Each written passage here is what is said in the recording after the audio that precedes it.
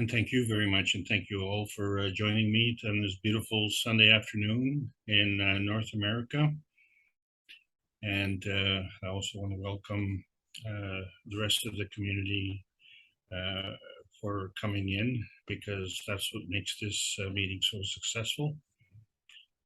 And I hope you enjoyed today's ride. We're going to go on another journey, as we try and do every week, and expand our knowledge.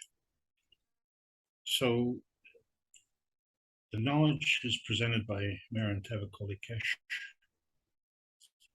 and this is all part of the Kesh Foundation Spaceship Institute on Plasma Science. We are discussing basic inner space. Today's topic is the biosphere. My name is Alexander. This is August 21st, 2022, and I am from Canada and delivering this Kesh Foundation North America Plasma Education series. So welcome everybody. We've been on a course for over 2 years, and well, actually we've been on a course for more than 2 decades. But what we've tried to do is to condense this, because we have so many knowledge seekers who are going to be joining the organization and wanting to know how things are progressing. So we are progressing very, very quickly, and some can't keep up. And so we have an opportunity through the basic teaching series. We started in 2022, went to basic understanding, basic knowing, basic insight, and basic Earth space. And we are looking at the plasma science. So actually it's not part of the Earth space. We're looking for this basic inner space because there is a claim that we've been in outer space. And so this is the 4th class. We call it the Biosphere, that we're looking to try and find where is this inner space exactly. And you know, we discussed in the 3 books of Mr. Kesh how the universe is created. And if that's where the universe is, how the universe is created, is that the origin of the universe? But we find that the origin of the universe and the creation of matters is linked up. And for us, most of us, we're only wanting a piece of this pie. And what we realize is that in our goals to collect these Earth space currencies, we find that what we're getting is the smallest part, man's tiny little universe, that we see in the bottom right-hand corner. And we're letting the rest of the pie go by. And we're not exactly sure where this nebulous point is in the universe. And we're maybe not even sure where we are right now. But Mount Nebo is the place in the Bible where Moses was granted a view of the promised land before his death. So we know that Nebo means sky. That is some nebulous point in the sky. And this is why I keep referring to the pie in the sky, because history repeats itself. It keeps reinforcing the boundaries of thought. And so if we're looking for outer space, we have to understand that it begins with the search for inner space. And they say plebeians are unwelcome. These history lessons keep repeating themselves. Plebes, as you see, are members of the general citizenry in ancient Rome, as opposed to the privileged patrician class. Yeah, so we're always trying to find a relationship. And so we've been talking about coming to Earth. But how do we do this? The Earth keeps moving, and so it's a moving target. And we see not only is it moving, but it's changing its seasons. And so, you know, are we coming into winter? Are we coming into summer? Are we coming into northern hemisphere or the southern hemisphere? And we're not exactly sure. And how do you hit the bullseye when you're not exactly sure of your reference or your relationship. This is all kind of nebulous. But the plasma rules are exactly like that. And there are rules, and they're very specific because in the plasma, there are energy states, and each energy state changes or increases or decreases by at least an order of magnitude. But the main rule is that the higher energy state feeds the lower energy state. And so these energy states change. And when we say change, they manifest through natural creation or natural decay. But there's another change, and this energy transfer can be catalytic or non-consuming. And this is becoming more and more important for us to understand. It's not the way our society is designed. Because you see, we find that the higher the energy state, the higher the energy transfer rate. And this rate also changes by many orders of magnitude. So if we want things to change, we need to change the rate. And the way we do that is by elevating. And so we find that the plasma has actually two aspects that are very important. And so it can absorb the fields, but it's also a barrier of fields. So plasma itself is a field, but it also has rules and is bound to the ethos of the universe. So the plasma itself is bound. And so this is one of the reasons that we have this problem on Earth, because we don't understand our sun space. See, our sun space is a star, and we're part of that star. And that star has a name. That name is sun. That's our sun. So we are in that sun space. But, that's a nebulous reference when we look at it, because when we look at all the planets and we see that there's a boundary between all the planets. And so we have a specific sentimentality to this little piece of pie in the sky, which is not Venus, not Mars, but it's called Earth. And so we say, well, that's where we want to go. Yeah. And so when we get to Earth, and we find that we're not really Christopher Columbus, right? We didn't discover anything. It's already been there. It's been preceded. We've been preceded. And so we came for a reason. And it was all of these details were here. When I'm talking about the details, just looking at a small portion, small pie of the elemental periodic table of elements. And we see that we have carbon, nitrogen, oxygen, and hydrogen. This forms our amino acid. And so the amino acid is part of the Earth space. And this is why we've come here. And then we find salts, sodium, magnesium, potassium, and calcium.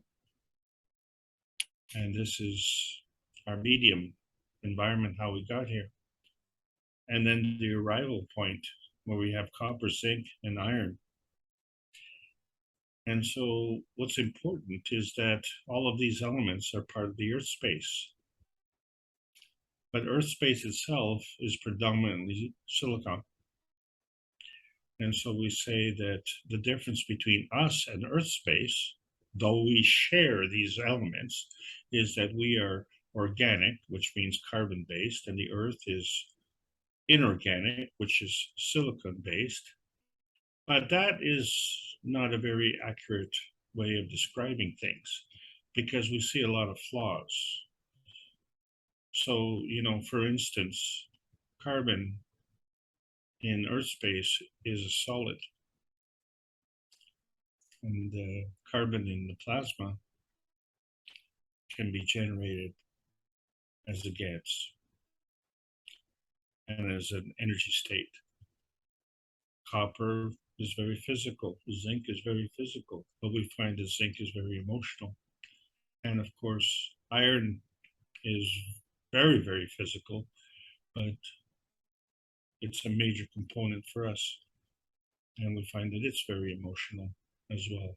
So we find this duality, and we're trying to figure out then if there is this duality, how did we get here? How do we, target our arrival to Earth space? Because what we found over the last few weeks is that our Earth space literally extends to the moon space magnetical boundary, because the moon space is part of our space, right? The moon space is not part of Mars space. It's part of our space. So that means it falls within the influence of our Earth space. So beyond the magnetosphere is this moon space, but within the magnetosphere, we found last time, was the atmosphere. And that atmosphere goes all the way down to the crust. And the crust we see is SiO2, one silicon, two oxygen. And that's how they show it as in basic chemistry. And we know that the crust is very crusty. It's hard. But there's also H2O. And H2O is very liquidy. And so the combination of the liquid and the solid is our biosphere range. And we found that there's a sentimentality for us to come to Earth. And so it is between the crust and the moon space magnetical boundary. And maybe it may be a little bit below the crust, but within that range at the bottom of the atmosphere, so at the top of the crust or at the top of the water, is where the majority of life's visitors are coming. And that is referred to as the biosphere. And it's not very specific, is it? Because each of us was born in the biosphere in our own specific way, but there's no accounting as to why we were born there, except for the fact that we have a nearness and proximity to a mother and father. And so that's very interesting, but there's still no explanation. All it says is that it's in Earth space, and the thing is that the parents also can move around. So we find that we had to be born in an Earth that's moving into our parents, which were moving, and we were moving as well. And somehow we made it, and we keep on moving. And so what is the difference between the Earth space and our space? And so when we talk about products and quality, these are not specific references. These are very nebulous references because they don't say what type of product, they don't say what kind of quality. We need to be more specific. So for instance, if you're part of the biosphere, then we would specify you're human, and or you're a fish, or you're a cow. And we need to specify the boundaries and say you're on land or you're in the water, and or you're under the ground. Well, then maybe you're a worm. And so we're just making nebulous biosphere positioning references and saying, here we are in the biosphere. But the thing is that what is important to us is our man space. And so our man space is overlapping this earth space. So the characteristics that we did, that we used to get to our earth space, are the same characteristics that we use to create our man space. And are they exclusive just to us? And so we found that, of course, well, the vertical people occupy the same space, which is just above the ground, at the bottom of the atmosphere, and the roots do extend into the ground. And so within that range, just a little bit below the ground and a little bit above the ground, the vertical people occupy that, and that's their space. And you can see that there's a lot of variety to them as well. But within the vertical people space, we have insect space. And in this case, it's a bumblebee. And so we see the bumblebee has its own space, but it's overlapping the vertical people space, which is overlapping the man space, which is all part of the biosphere space within the earth space. There's a lot of overlapping going on. And of course, if we don't understand the rules, we can see that the rules may imply that the biosphere has an eating rule where the higher strength eats the weaker strength. Well, this is actually a point of conflict. And of course, you don't want to be the object of being eaten. So that conflict point, that's not me. The me is the field that comes together to that point.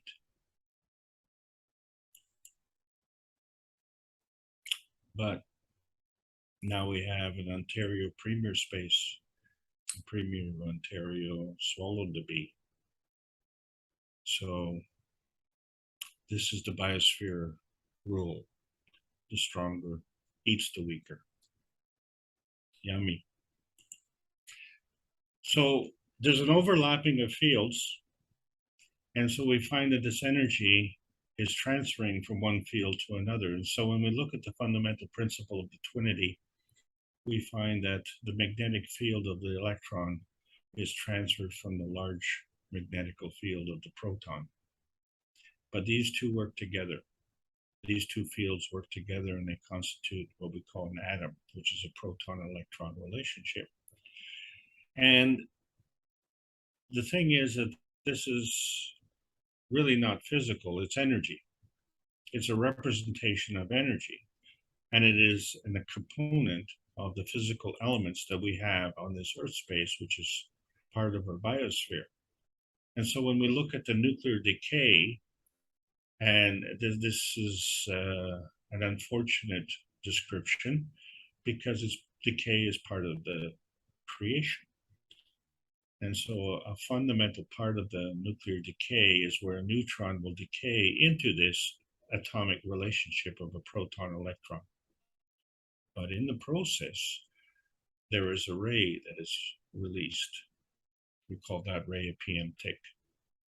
And that ray that is released is part of the Earth space life transaction.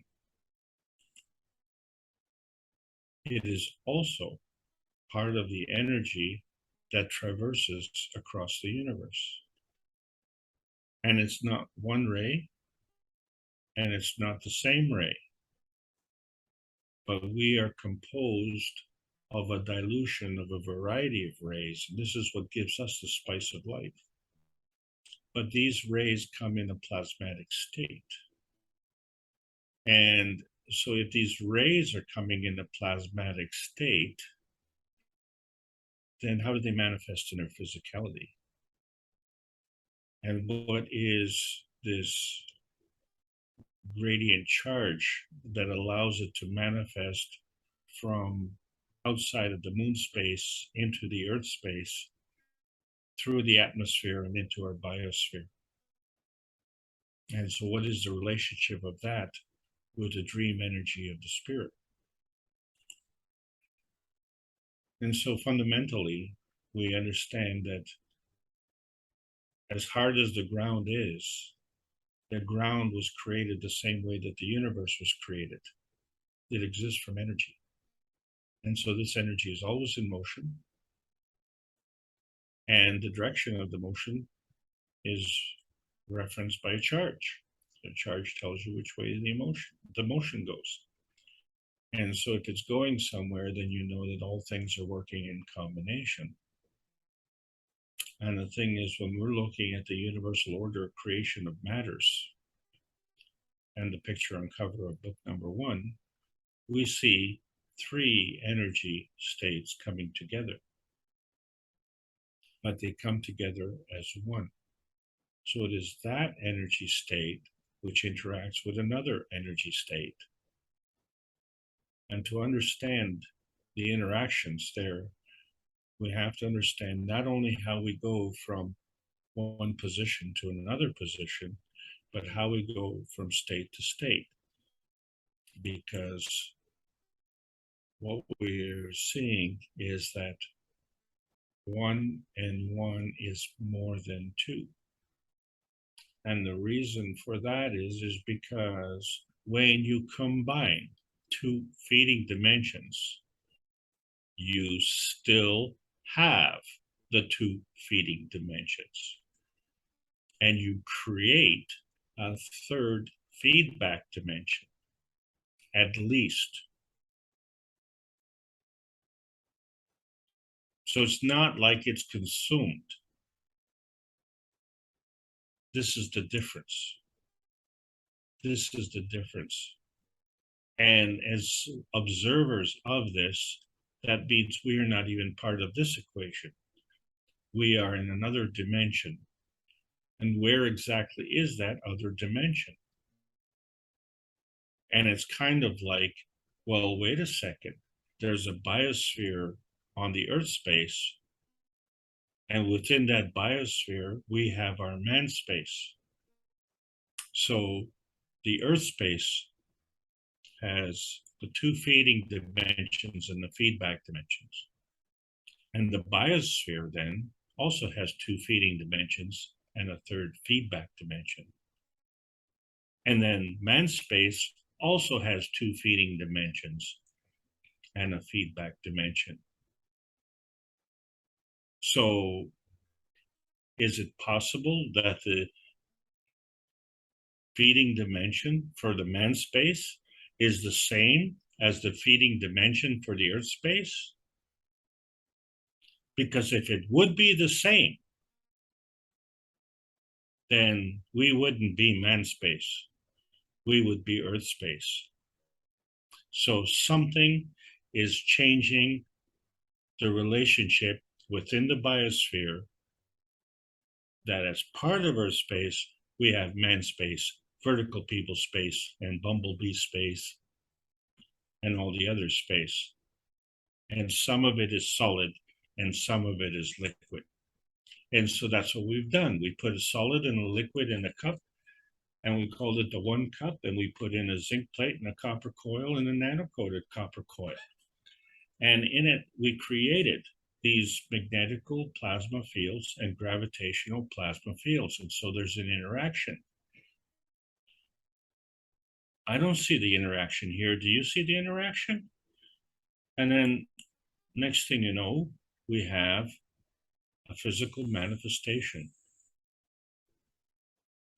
Copper GaNs, calcium GaNs, CO2 GaNs, zinc GaNs, water GaNs, and amino acid GaNs. And this came out of the atmosphere. Or did it only come out of the atmosphere? And so when we go into the flight room, we have to figure out that we have a departure lounge and an arrival lounge in our space room. And the key point is that we are on Earth space and we want to go somewhere. as man space. And we want to come back as man space. But one key point that you have to understand is that when we go in safety. And when we come back in safety. And the thing is, when we go as an adult. And when we come back as an adult.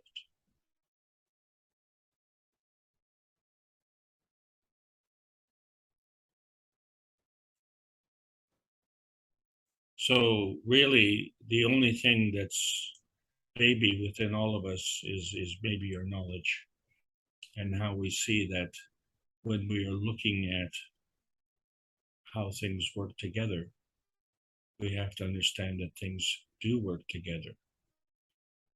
And so even though we have twin cups here, we find that we are creating fields within the cups, and then these fields are working together.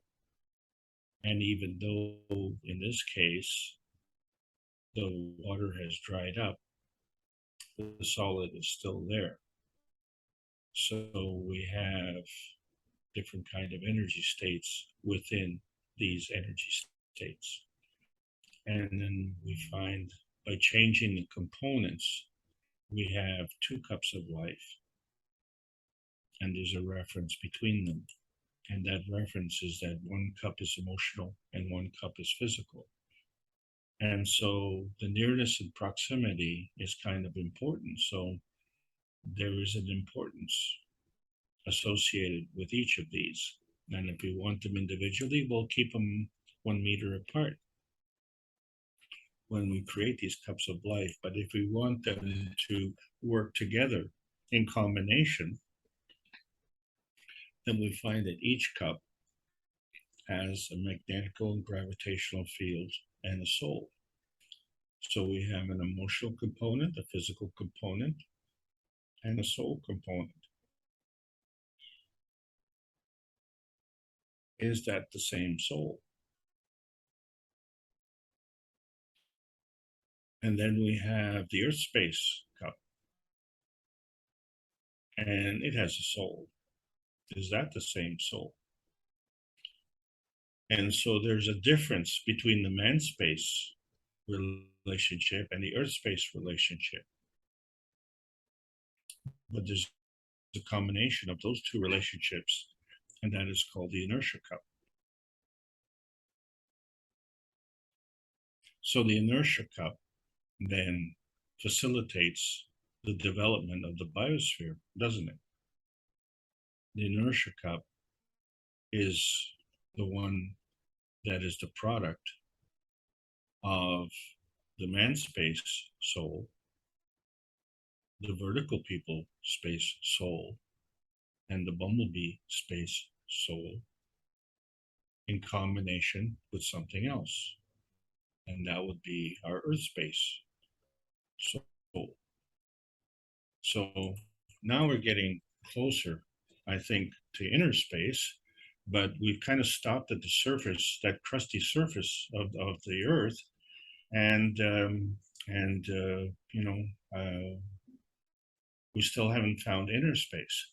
So what we're trying to understand is that we found that the PM ticks are passing through the universe, and these are all magnetical energy feeding systems. And when they come together and create a field. And that field is a combination, again, as we said, principal matter, transition matter, and convergence matter. And so that question then is, where is this conversion into a plasma field? Where is this? And so that's where you get the feedback. And so if we are going to create a field, we have to have this feedback, because otherwise the feeding just keeps on going. And so the product of the feeding and the feedback, which we call the field interaction, is the inertia, is dependent on the nearness and proximity. And so all of these are following the plasma rules of magnetical attraction and repulsion, which we call gravitational and magnetical field forces. So we say the magnetical is feeding and the gravitational is feeding back. But the plasma feeding rule, the higher strength feeds the weaker strength. Oh, wait a second. How does the higher strength get fed? And that's the dilemma that we're having. To understand that when two field forces come together, in the universal harvesting method, we find there's an enhancement, right? You were a baby and you grew into an adult. But we find in the earth space, the luge harvesting is a self-consumption. You have it, I want it. And so this is the dilemma that we have, a variety in how the results are when two forces come together.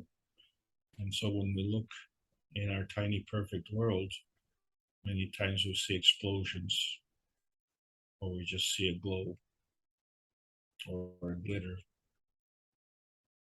And these are kind of physical manifestations of something, conflict points. But what is a shining example? That's not very physical, is it? And so that's the difference. That's the difference between energy binding systems where we take energy through deceit and deception, double cross at the expense of others. We rob, cheat, and steal. But we have choices. And some of us were forced into these choices by the circumstances. But the thing is, we maybe didn't even know we had choices. And if you know, then the game changes. And this is the point. We now have a different kind of definition of manifestation. And that is that the formation of any field is a manifestation. And that manifestation is when two fields come together and they form another. And so it's the plasma feeding which leads to this manifestation. And so this duality is represented as non-tangible or tangible, non-visible or visible. So if it's non-visible, does that mean it's invisible? Or is it just not there? And so when we look at the Earth space and we see that there are all these products around, there's man space, vertical people space, animal space, insect space, there's something that's missing. These are all representations of another field force, and that's the emotion of presence. And so everything that we see as a manifestation is a form artifact of energy and motion coming through our emotion of presence. But the combination of these forces may be either physical or plasmatic. There's no rule that says it has to be physical, but a field force has to be plasmatic. And so if we decay, as they say, in field strength, we can become physical. And so we have choices.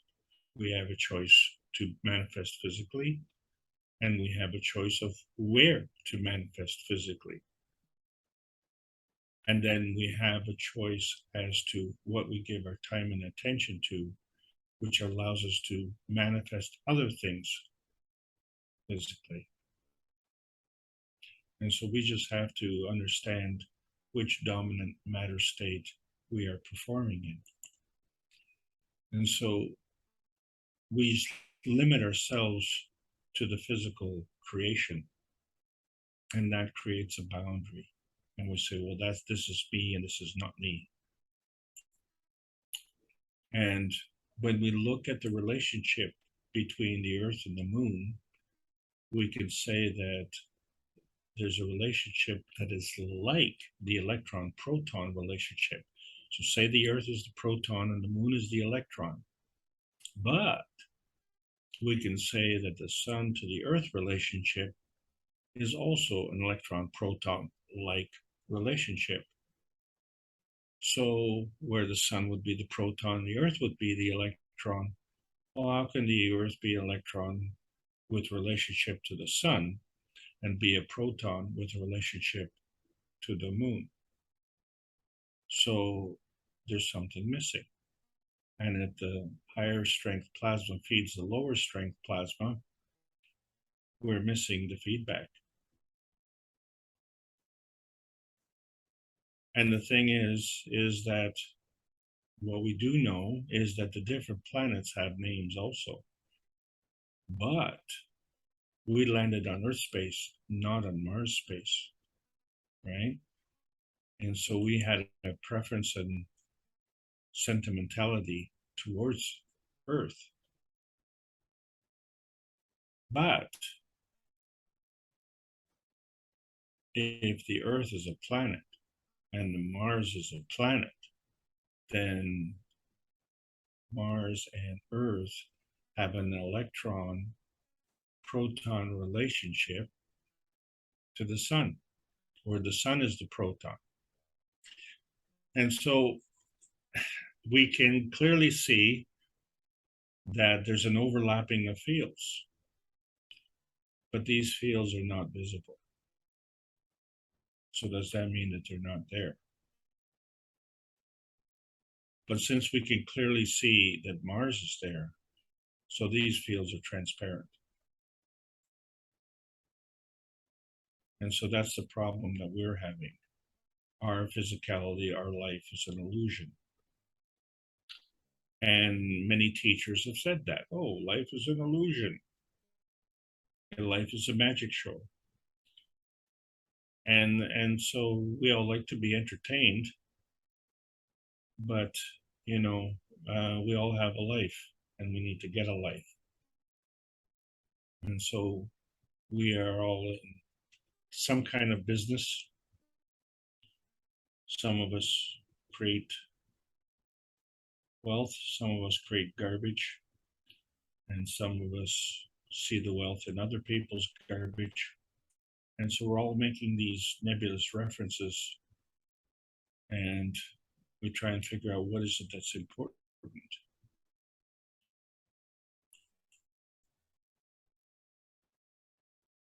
When we talked earlier about rotating fields, we looked at concrete poles, cement poles. Well, they're not cement, they're concrete. We made them with a cement mixer. In that cement mixer, we had ingredients. We put those ingredients in a form. And then we rotated this form with these rotating wheels. And that interaction created a product. And so what we saw was a concrete pole that represented the same materials as the Earth's crust. And what we were able to create that on top of the Earth's crust within our biosphere. But there's a hole in my pole. And we say, well, we created that with centripetal forces. But when we look at the bamboo poles, we don't see the form. We don't see the energy fields. Only the product is what's visible. And interestingly, still, there's a hole in my plant now. So these poles were not rotated, they just grew out of the ground. They had roots in the ground and they grew up into the atmosphere. And that range is what we call the biosphere.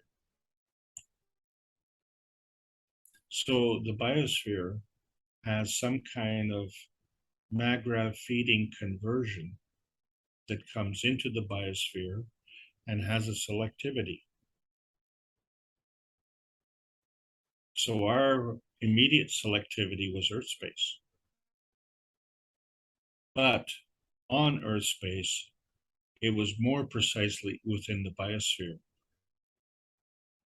Although it could have been in Europe, or it could have been in North America or Australia, and all of that is part of the biosphere. But the Earth space keeps on going right down into the core. And so here we have a clear indication that the core is hollow. And we could say, well, there's nothing there. Well, can we really say that there's nothing there? If these holes are in the biosphere, then we can rest assured that the atmosphere has gone into those holes. But what we can't say is what caused those holes. Because we had a physical rotation to make the concrete pole, but there was a plasmatic rotation to make the bamboo pole. And there's another plasmatic field force coming in to create the Earth space and its rotation. So that hole in the middle is kind of no man's land. And that no man's land is what we call the transmutation point, the vanishing point. And this is what we're looking for. We're looking for a point of existence. Well, that's not our point of existence, because the point of existence, the transmutation point, comes from the combination of the transmission and transition force fields as they come together. Because when they come together, that transmutation point is transparent. It's a balanced magrav. And so this is representative of our soul limitations, because our soul limitations are based on our physical reality understanding and our failure to understand our plasmatic reality. So we can see this clearly when we look at the Earth space and we say, well, wait a second. We landed in the biosphere on top of that crust, but there's stuff under the crust, and it's different from man space, vertical space, and bumblebee space. It is mineral space. So we find in Chile, we have copper. In the Middle East, we have oil. And in the Far East, we have gold. And in Europe, we have marble. And so now what's interesting is that although we arrived on Earth space in a nebulous reference to our biosphere space,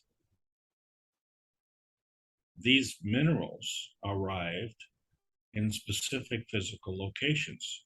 So in other words, here as opposed to there. And so what was that reason? And how far down do we dig? And so that became our way of life. We call it mining within the crust, right? So we use various digging and drilling methods. And then when we found what we wanted, we excavated it. And some of it we had to crush because it was hard. And some of it we put through a smeltering process. And so all this is part of either compressing, liquefying, or refining the product. And we had to do this within the biosphere, right? We couldn't do it inside the crust. We had to bring it outside of the crust into our environment. And as a result, we created stuff. And then we created other stuff as well, which we don't want, which we call slag, tailings, and smoke. And now the funny thing is, is that we did this on Earth space. All of these products, these elements, came into Earth space, not in Mars space. So for some reason, we may want to go to Mars space to mine for stuff to bring it here. Does that make sense? Because the stuff is here. So this is in Earth space and it's a physical space. So that's the product. It's inside the Earth, but this is not inner space. You can't find inner space by mining for it. And so there's an in-between space. And we say, okay, well, there's an in-between space between Mars and Earth, between the Earth and the Moon, and the Earth and the Sun, and all of these have electron-proton type relationships. And so the interesting thing is that the Moon rotates around the Earth. So the Moon is our satellite. And Mars and Earth rotate around the Sun. So the Mars and Earth are the Sun satellites. And then we on Earth send physical satellites into the atmosphere. And they rotate around the Earth at a certain height. Well, we are on the planet in the biosphere, and we don't rotate. We are within the biosphere, but we're not in the man space, in the Earth space. We are in our man space, sorry. We're not in the satellite space. We are in the biosphere space. And so there's something different about this kind of rotation because the Earth rotates and we rotate with it. So the relationship between us and the Earth has a similarity, but is not the same. So we are part of the satellite system in the biosphere.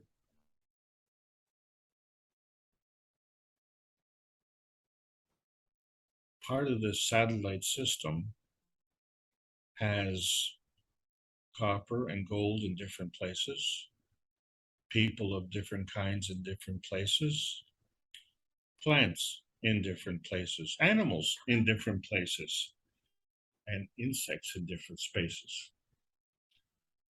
And they all rotate with the Earth. So they are part of the, what we call biosphere satellites. And so we're still looking at what is causing this. And so we see that when we look into the sky during the daytime, it's hard for us to see because the sky is blue and it's lit up by the sun. But sometimes we can see something. Sometimes we can see the moon in the sky. And so the sky would be kind of translucent, but it's still there. But when the sun goes, it only goes with relationship to the direction that we're looking. It's still there, isn't it? We're still rotating around the sun. But because it's on the backside of the Earth, now the sky is transparent. It is no longer translucent. And so we can see the other stars in the sky.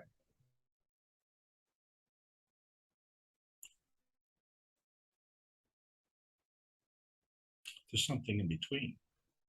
There's an atmosphere. And so this atmosphere contains the clouds, the rain, and the wind. And so we said in the daytime it's translucent, but at night it's transparent. And we can see the atmosphere right down to the ground level, and we can't see beyond. Well, wait a minute. Wait a minute. Have you ever looked through a window?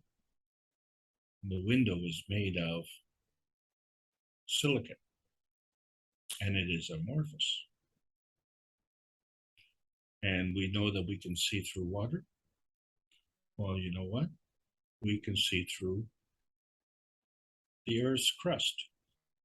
We just have to make it transparent. And so we find that our windows are made of the same material as the Earth's crust. And isn't that interesting?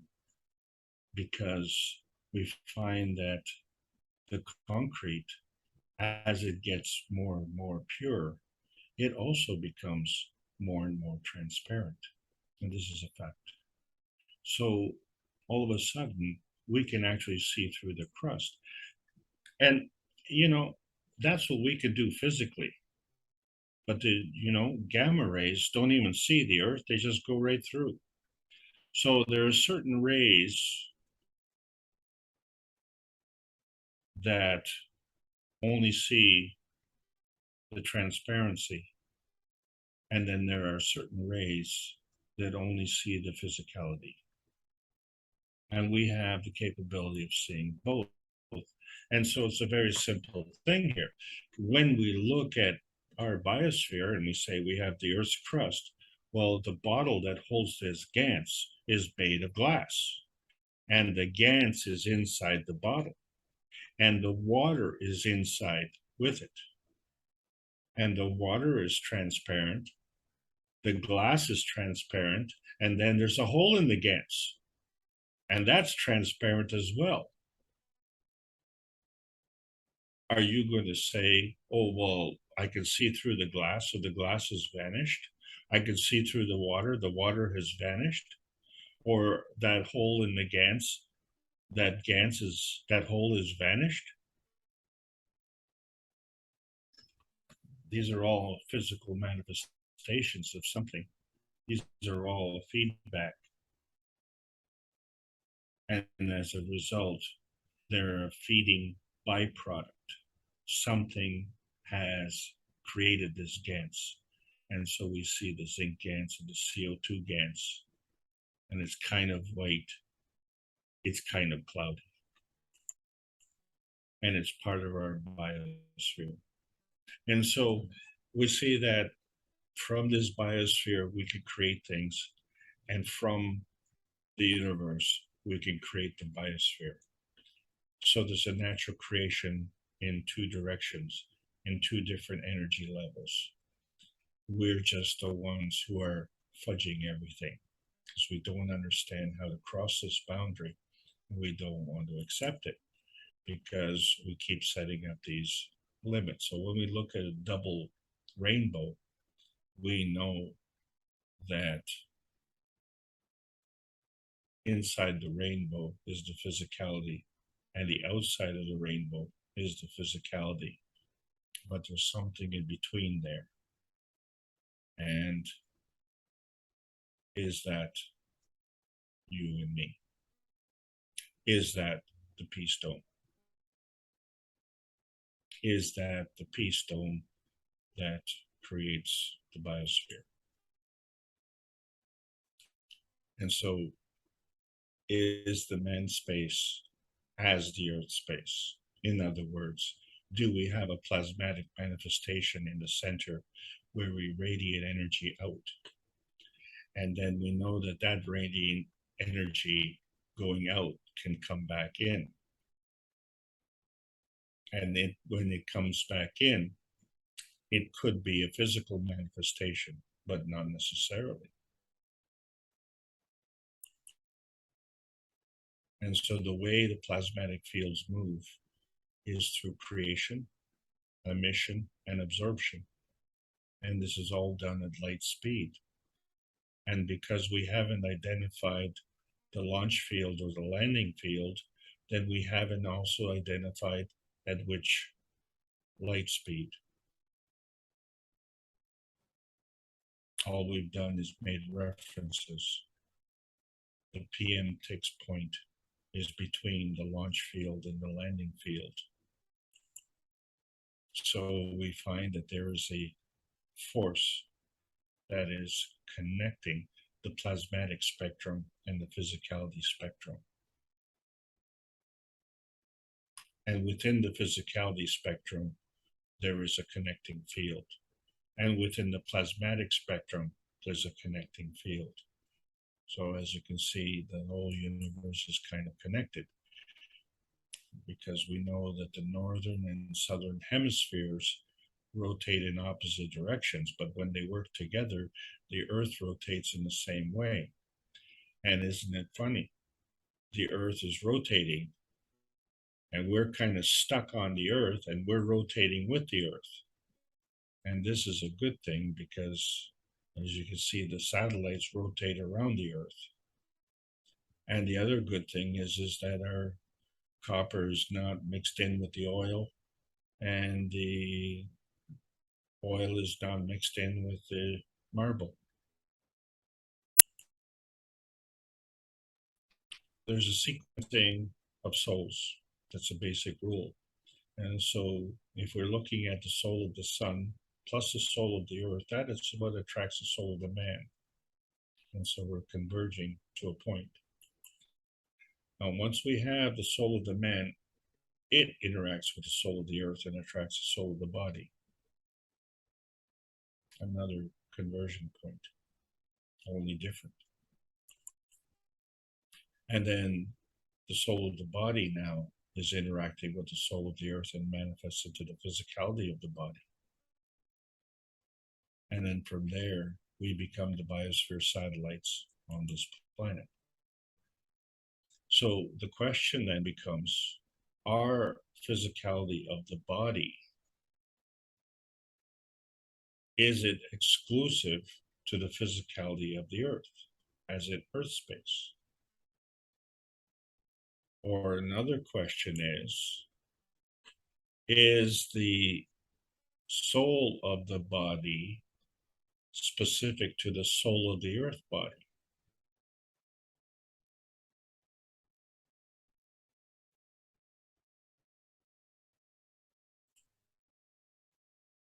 So we see that plasma science is transcending the limitations of nuclear science because it's adding one more key ingredient, the ethos of the universe, which involves morality, compassion, and courage.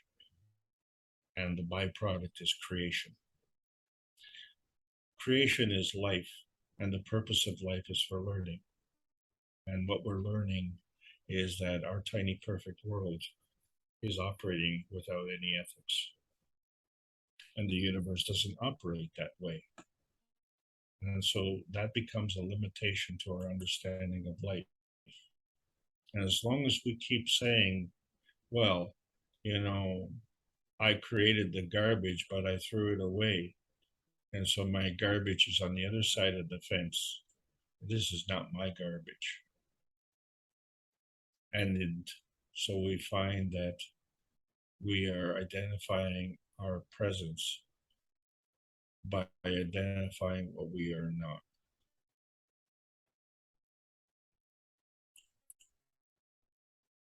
And that's why when we look at history and why it keeps repeating itself and emphasizing the boundaries of thought, is because our history has been vandalized.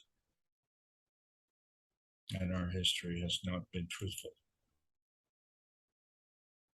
Our history is just a reflection. And that's why we say when you look at something and you look at its color, it's every color except that color.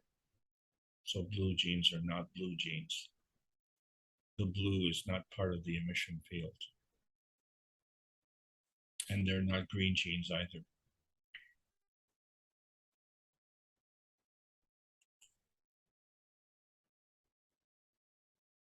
We have a major catastrophe in Europe. This 840-kilometer long Oder River.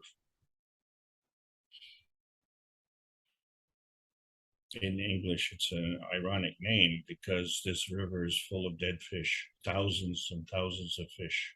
They have died mysteriously over the last course of the month. 100 tons of dead fish have been pulled up from the water. This is an ongoing catastrophe. So this is now a dead river.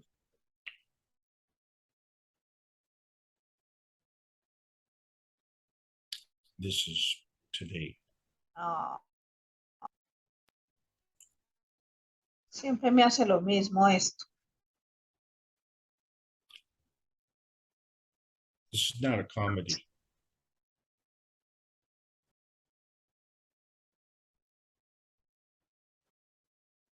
Comedies are funny.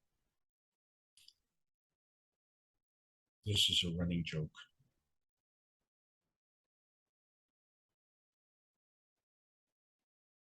And we're not laughing till we cry.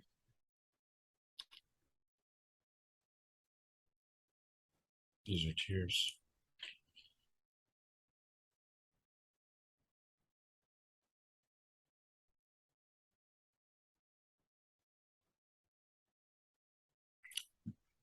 Without the joy.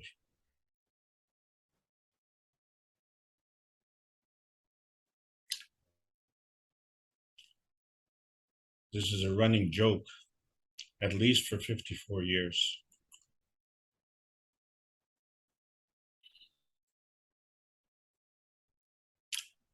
And there was a lady who recorded a song even before I was born, Julie London.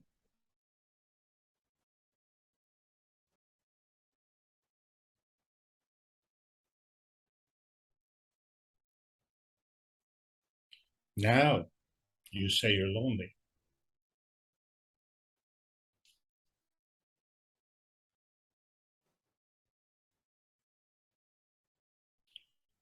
You cried the whole night through.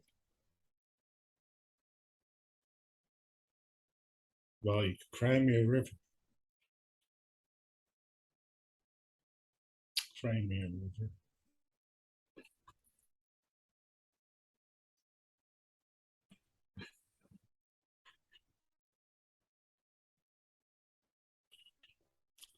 I cried a river over you. And now you say you're sorry for being so untrue. You drove me, nearly drove me out of my head. Why you never shed a tear.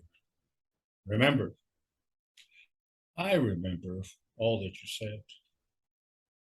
Told me love was too plebeian. Told me you were through with me. And now you say you love me. Well, just to prove you do. Come on, cry me a river. Cry me a river.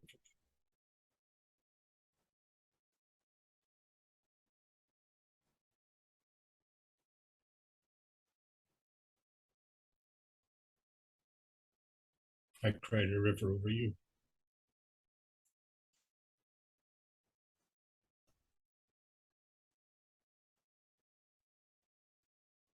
There's no economy without ecology.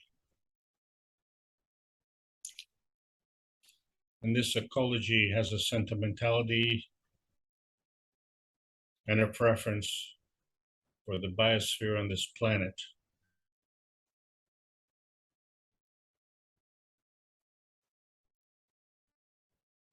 And the truth is, we've never launched a rocket into outer space.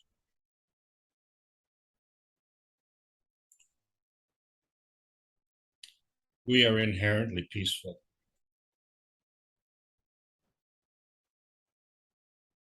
What you see is not what you are. What you see is an illusion. And what you are is real. Someone asks you what plasma is, tell them it's a kind of energy state, and it helps us understand the limitations of science, helps us to understand our Earth space. And we're saying it's very important because we've come to an existential crisis. We understand that there's more than what's manifest. There's an emotion, energy, manifestation which comes from the inner space of bodies.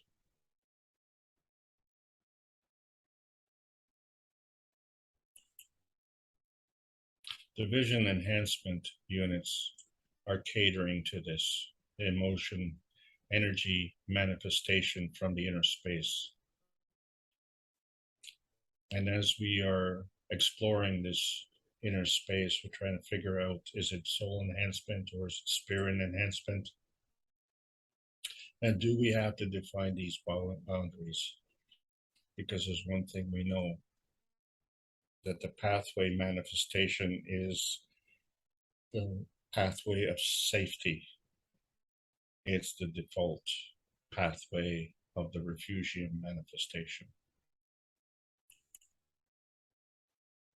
And is manifestation the same as materialization? No, it's not. Materialization has to do with physicality. Manifestation has to do with intent. And so the intent of the Keshe Foundation is to bring the science and the soul of man together for the purpose of peace, to help the scientific community understand the overlapping relationship with the spiritual community, because that's going to change the rate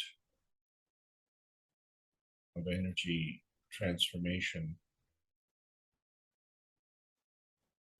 by adding the plasma science to the knowledge. Understanding that our existence is not adversarial. You cannot be adversarial and have peace. So there are overlapping relationships. This is the biosphere of peace that we're creating, and we are the biosphere satellites, and teach the world how to harvest the plasma energy of the plasma universe. We are the majority and we are the normal.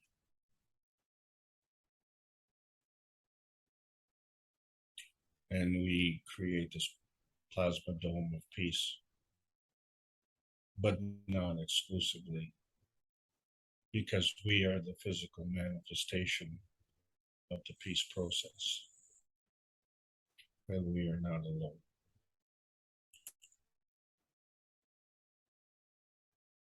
There is a debate between the peace and prosperity on one side and war and poverty on the other side.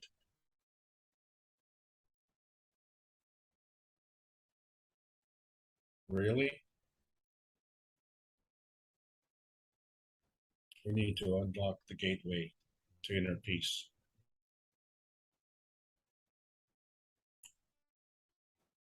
Understanding that there are man-made laws and universal laws, and we have a role to play in both. And when the man-made laws conflict with the universal laws, those become a conflict point. And so we get what we get. And what we have is we have no proof of outer space within our conflict points, because outer space does not have these conflicts. So whether we're on sun space, Mars space, Earth space, or moon space, or that in-between space, wherever we are there. And so that's the proof, because we had a preference and sentimentality to come to the Earth space. And within this Earth space, we had a choice. We came within the biosphere. And the biosphere is near the crust, in the atmosphere, in the water, or above the crust, or near to the surface of the crust. But the thing is that we were born not with a rocket. And we were born using a system that we didn't understand. And the explanation was denied. And now the question becomes, are we only halfway there? Is our leaving this planet the return trip? Or is our leaving this planet the beginning of another trip? And if we're leaving this planet as an adult, then without understanding how we arrived as a baby, then this becomes an impossibility. You have to understand one to understand the other. And so when we started this journey, all we wanted to know is, how did we get here? Why did we get here? And we've been looking for evidence, and we don't have the evidence, and we don't have the solution. All we see is our Earth space problems, because we don't see the inner space. And if we don't see the inner space, then we don't see the outer space either. And that's not a nebulous point, that is the point. We are in the post-June the 6th point in our history where we can now make the choices. And we understand that when the Universal Council is positioning itself, it positions itself in the nebulous space with the nearness and proximity to whatever is relevant. This is the KAKT Foundation Spaceship Institute.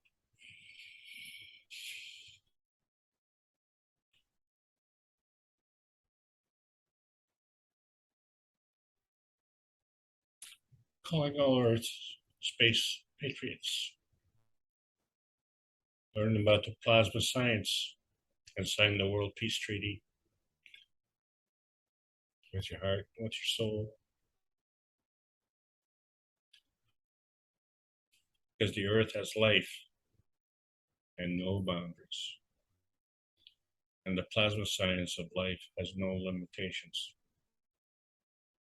So what we need is a physical and emotional atmospheric transformation in the biosphere. Transmutation from the transparency point to that manifestation point when we have choices. Just as the universal community has choices to provide the universal refugium of the nebulous life of the universal community. So we are overlapping.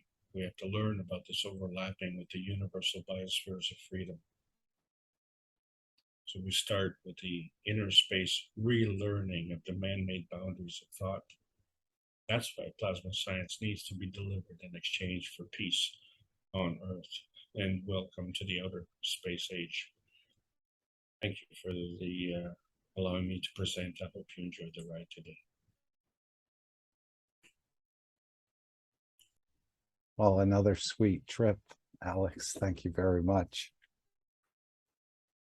I noticed Mr. Kesh has just joined us. Perfect timing, but I don't know if he feels like doing any work today or not. Before we go to Mr. Kesh, though, I was going to mention earlier about joining the USKF television. Ed is about third from the bottom in the list of participants. And again, you don't have to be a US citizen to join USKF TV. We can show you what we're doing, and then you can take it back to your language community. We're using the DaVinci Resolve to make some very simple videos. Some are nicer than others, and but each one is contributing. And so we invite you to contact Ed, third from the bottom, just above Vincent, and leave your name with him, and he will get in touch with you. I don't know if anyone's new here for the first time. It looks like we're all seasoned amateurs or seasoned knowledge seekers, let's say. Much more of a journey to go. But I, of course, always defer to Mr. Kesh, as he is sort of leading the band in a way. Always has new insights and new things to share. So let's give Mr. Kesh an opportunity. If he'd like to come in, I know how valuable his time is, and or he could just be relaxing in the background, perhaps, listening and observing.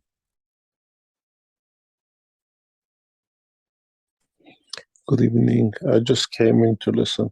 Thank you very much. Okay. Thank you.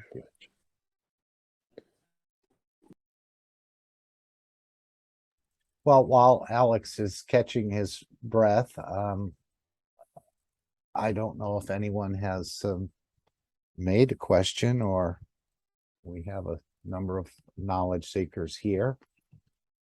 Some are more skilled, let's say, than the others, although no soul has a corner on knowledge, as we've been encouraged to think that way. You know, you were talking about using forms, Alex, and we were told that in the future construction, I don't know if you've ever thought about this, creating floors, walls, ceilings, and windows. Sorry, Mark. Oh, yes. In the beginning, there was a questions about the combined enhancement unit. What you call Energy? the enhancement combined plasma generator, Okay. and few of the knowledge seekers here asked the question, and some of them waited Mr. Cash to come to asking his questions for about that. All right, we'll go right ahead and let's see if you trigger and he responds. Go ahead, Jalal. If you were here, or if you remember what was asked, I can look back in the chat.